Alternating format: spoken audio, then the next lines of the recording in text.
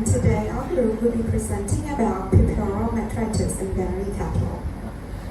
These are the group members and these are our advisors. The outline of this presentation will be as shown. For the first topic, I'm going to talk about signalement, sheep complaint, and history taking. The patient is a Holstein Friesian cow named Gr.7. She's a 6 years and 5 months old female. She has 600 kg in weight and a 2.5 out of 5 body condition score. Currently, Gr.7 is a lactating cow at a farm in Gr.7. On the 1st of December, our team visited the farm and received a sheep complaint about fever after calving and retaining the fetal membrane. The case timeline starts from the day of calving on the 24th of November, and then on the 25th, was about 16 hours after calving, so the farm decided to do manual removal of the placenta. After that, the cow appeared to strain in the vaginal area. On the 4th day after calving, or the 28th of November, the cow had a fever and a foul smell. So the remaining placenta was suspected. The cow received an antipyretic drug to reduce the fever. So let's take a look at the details of RFM in this case. On the 4th day after calving, the cow showed the first sign. So the duration from the first sign to our first visit was 4 days, or 7 days after calving. On the day of visiting, the cow still had a high fever and malodorous vaginal discharge. The previous treatment were phenylbutazone injection and intrauterine suppository drug. From the history taken, the cow appeared to have a normal water intake, but the appetite and milk production decreased. The cow has been fed with TMR feed, and the farm has FMD vaccination every 4 months and LSD vaccination annually. For the deworming program, the farm provides ivermectin to the cows during the dry period. Next is physical examination. For the physical examinations, almost all of the parameters appear to be within the normal range, except for the increasing in body temperature, heart rate, and respiratory rate. So we can conclude that this cow had fever, tachycardia, and tachypnea. About the problem list. Problem list can be categorized as specific problems and non-specific problems. For specific problems are retained fetal membranes and malodorous vaginal discharge. And for non-specific problems are fever, tachycardia, tachypnea, decreased appetite, and decreased milk production.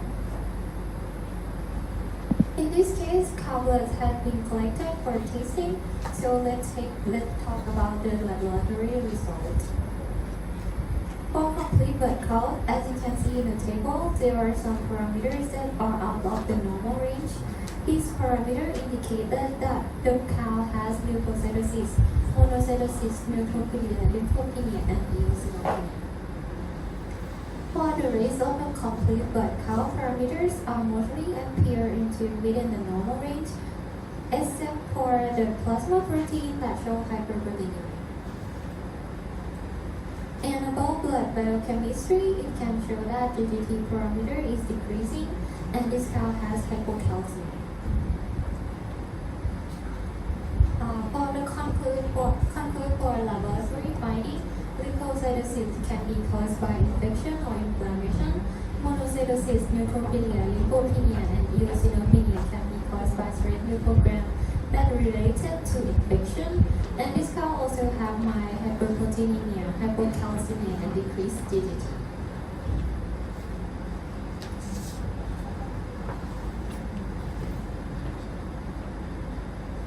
Physical examination found fever after calving and malodorous vaginal discharge. History taking and breathing fetal membrane, decreased appetite and milk production was told by the owner. And laboratory finding found leukocytosis and stress leukogram, which related to infection. So in this case, the diagnosis is puerperal metritis. This slide shows the revised probabilities that our diagnosis is puerperal metritis from retained fetal membrane in postpartum period. And this is the pathophysiology in this case in postpartum period. The calcium was used for lactation and for the calf, so hypocalcemia can occur in this period generally that causes retained fetal membrane subsequently. Next, stress can be induced in this period that shows stress histogram in complete blood count, and the patient has retained fetal membrane, which is the etiology of puerperal metritis that shows the clinical signs including malodorous vaginal discharge and fever. Then the patient responds by tachypnea and tachycardia. Moreover, puerperal metritis can cause leukocytosis to respond to the infection and also stress to the patient, lead to decreased appetite and milk production. About the treatment plan, 4 mg per kilogram intramuscularly of phenylbutazone is used for control inflammation twice a day on the first day. Systemic antibiotic as cetirizine is injected in dose 2 mg per kilogram intramuscularly once a day for 5 days. And additional treatment, fluid therapy is important to maintain hydration status and organ perfusion. In this case, lactate anchor solution and D5W are the recommended fluid. The uterine lavage should be done by glycine to eliminate the bacteria in the uterus. Using oxydata 5 grams as intrauterine suppository to control the infection for 5 days, and add 43 grams of calcium supplementation can use to correct hypocalcemia in this case. Next is about the discussion. Today we will discuss in 5 topics. First one is retained fetal membrane or RFM. The definition is when the placenta was not checked within 8 to 12 hours after calving. There are 2 types of RFM. Primary RFM is lacking of detachment from the maternal chronicle, can be caused from hypocalcemia, hormonal imbalance, and vitamin A, E, and selenium deficiency. And secondary RFM caused from the difficulty in expelling detached fetal membrane due to uterine inertia from prolonged labor, in case that the cow have twins or dysphagia. So in this case, after 16 hours of calving, there was no shed of the placenta, and from the history taken, the cow had no sign of dysphagia or twins. So in this case, the cow had primary RFM problem. Next is the puerperal metritis. The definition of this condition is when acute systemic illness with fever above 103.1 degree Fahrenheit and sign of toxemia due to an infection of the uterus occurring within 21 days after parturition. The clinical sign consists of the fetish vaginal discharge, fever 103.1 degree Fahrenheit or higher, decreased milk yield, decreased dry matter intake, toxemia, dehydration, and can be the cause of death. For treatment, first we will start at aggressive parenteral antibiotic therapy. The antibiotics, for example, are cetirizine, ampicillin sodium, and penicillin G. Second, prevention of endotoxic shock and supportive therapy. NSAID for reducing fever, fluid therapy to support hydration status of the cow and can give glucose to prevent ketosis that may happen. Third, uterine lavage. Large volume uterine lavage with 0.1% chlorhexidine help reducing bacteria in the uterus. And last one is intrauterine antibiotic therapy. Next, I will talk about this case. We test some team the RF by placental manual removal after the calving day.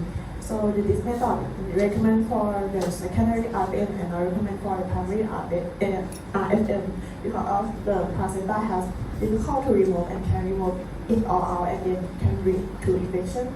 The manual removal method suitable for secondary RFM I recommend to remove it in day 3 to 5 after calving would be easier. So in the case this primary RFM manual removal method is inappropriate.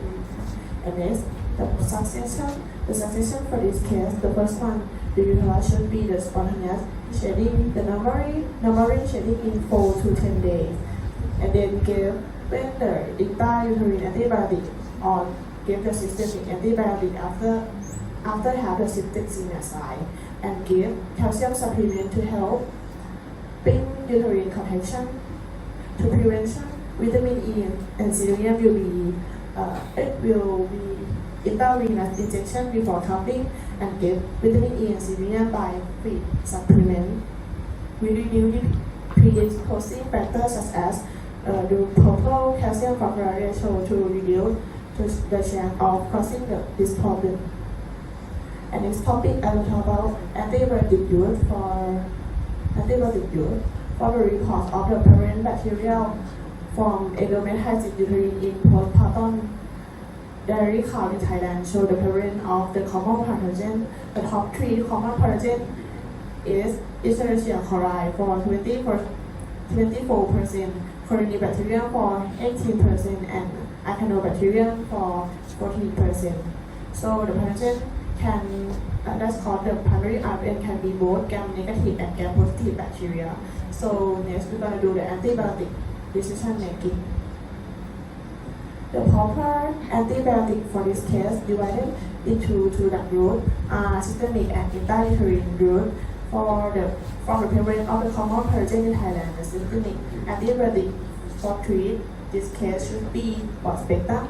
The proper systemic antibiotic including third generation cephalosporin such as ceftiofur in intramuscular route, ampicillin in intramuscular route, and penicillin G in intramuscular route. And next, the proper intrauterine antibiotic drug such as oxytetracycline, amphotericin, and ampicillin combined with oxacillin. That we can choosing giving systemic antibiotic, intrauterine antibiotic or both as appropriate. Lastly, when the blood calcium concentration falls below than 8.5 mg per deciliter, the cattle is defined as hypocalcemia.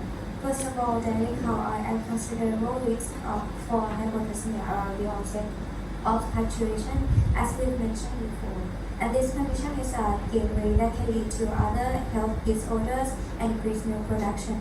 Hypocalcemia is classified as subclinical hypocalcemia, which do not show clinical symptoms, and clinical one, which could call milk fever or paresthesia or any other synonyms. Milk fever could be divided to 3 stages as shown in the slide. And in this case, the cow did not show any clinical signs of hypocalcemia, but a low blood calcium concentration was detected when the blood was collected in the visiting vein. So the cow was defined as subclinical hypocalcemia. And diet modifications should be considered in order to meet the higher calcium demand during this period to prevent hypocalcemia after calving. Let us now see the details. Firstly, during that period, calcium intake must be limited to less than 20 grams of calcium per day to be effective. Secondly, feeding acidogenic diet, which is negative dietary cation anion difference or DCAD for 21 days before calving can prevent clinical and subclinical hypocalcemia. Moreover, urine pH of prepartum cows being fed this kind of diet should be monitored twice weekly. Lastly, the most efficacious way is prophylaxis use of oral calcium before or immediately after calving. 2 doses of 40 to 55 gram calcium can be administered in 12-hour supply, and you are not to exceed that 120 gram in 24 hours.